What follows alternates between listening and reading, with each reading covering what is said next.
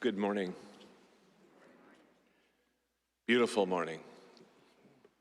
In today's gospel, Jesus lays it on the line of what is required to come after him. When I worked in the auto industry, I read a weekly column in a online publication called The Auto Extremist, still active. And the motto of the site was the bare-knuckled, unvarnished, high-octane truth. Yeah, the bare-knuckled, unvarnished, high-octane truth. Very edgy commentary. Well, that's what we have today from Jesus.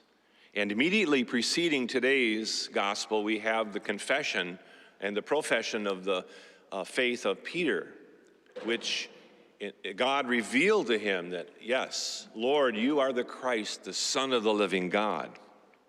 And once the disciples understood this, they understood that Jesus was the Messiah. It was then, from that time, that Jesus began teaching them that he must go to Jerusalem, suffer many things, and die at the hands of the elders, chief priests, and scribes.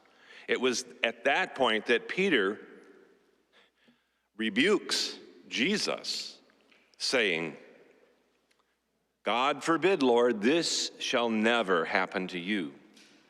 Peter vigorously rejects the idea that Jesus will have to suffer and die. And it was then that Jesus says to Peter in rebuke, get behind me, Satan. You are thinking not as God does, but as human beings do. What a contrast. We've gone from blessed are you, Simon Bar-Jonah, to get behind me, Satan. Clearly then, there are two distinct ways of thinking, God's way and man's way. As Isaiah prophesied nearly 800 years before, for my thoughts are not your thoughts, nor are your ways my ways. For as the heavens are higher than the earth, so are my ways higher than your ways, my thoughts higher than your thoughts. And today, Jesus explains to us what is required for us to follow, to come after him. In straightforward terms, he gives us the bare-knuckled, unvarnished, high-octane truth. And there are these three requirements.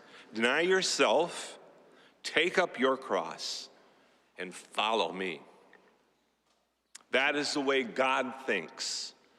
The way we think, the way the world thinks at times is accept, even celebrate yourself, take up comfort and ease, and follow your dreams.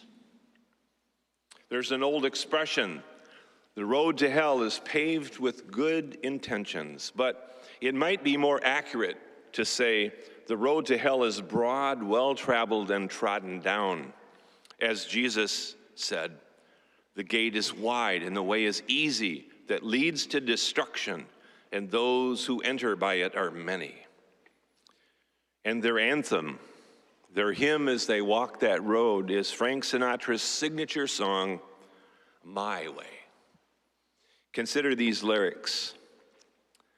And now the end is near, and so I face the final curtain.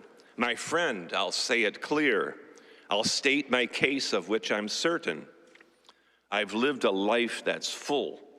I traveled each and every highway, and more, much more than this, I did it my way.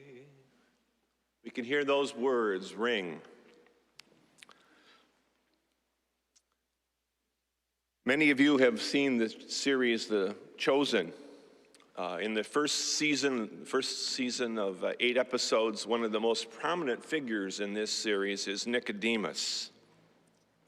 He's a well-respected Pharisee, rabbi, and he plays a very prominent role in that scene where he and his wife are talking about their life together. She and Nico, as she affectionately calls him, live comfortable, a comfortable, relatively wealthy and happy life. And at one point she says to him, "I love our life."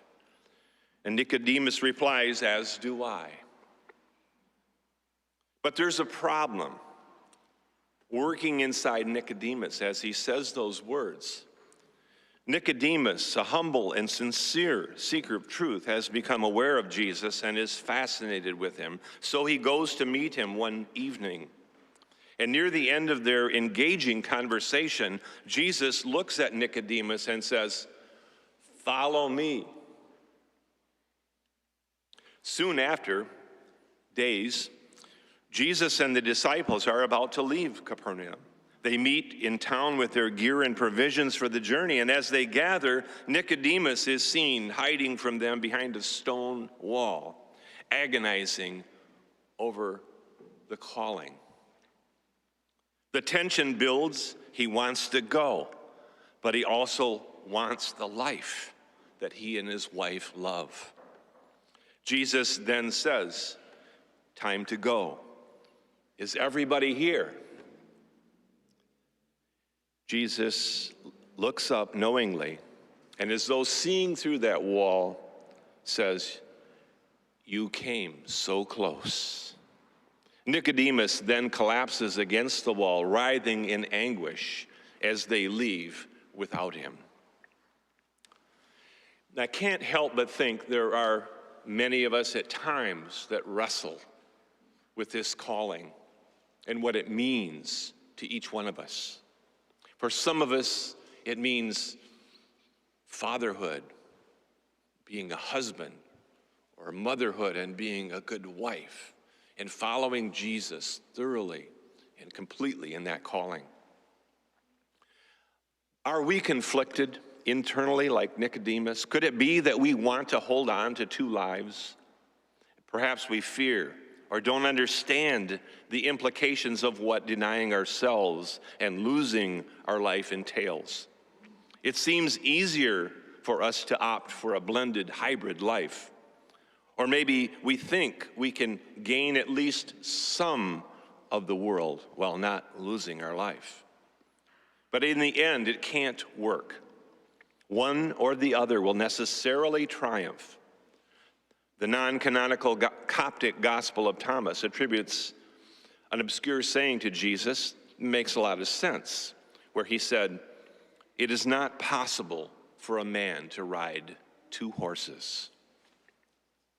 Denying ourselves, taking up our cross, and following Jesus are essential preliminary steps which become the doorway to finding our unique place in the mission of the church in the world, and giving ourselves to it without reservation, becoming living sacrifices, as St. Paul says in our second reading.